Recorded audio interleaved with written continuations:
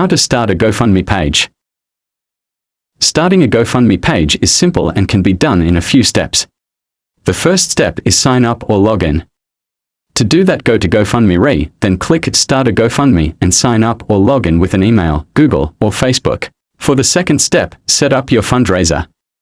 To do that, you need a title, keep it clear and attention-grabbing, a goal amount, which set a realistic amount you need, as well as story, this explain why you're raising money, who it's for, and how it will be used, and lastly is photos, videos, this add high-quality images or a video to make your campaign more personal. Next is choose a category, pick the category that best fits your fundraiser, as an example is medical, emergency, education. And then set up your bank details. This provides banking details for withdrawals, and if raising money for someone else, set them as the beneficiary. Next is share your fundraiser, share your link on social media, WhatsApp, and email, or ask friends and family to spread the word, post updates to keep donors engaged. Lastly, thank your donors, send thank you messages or updates to appreciate their support.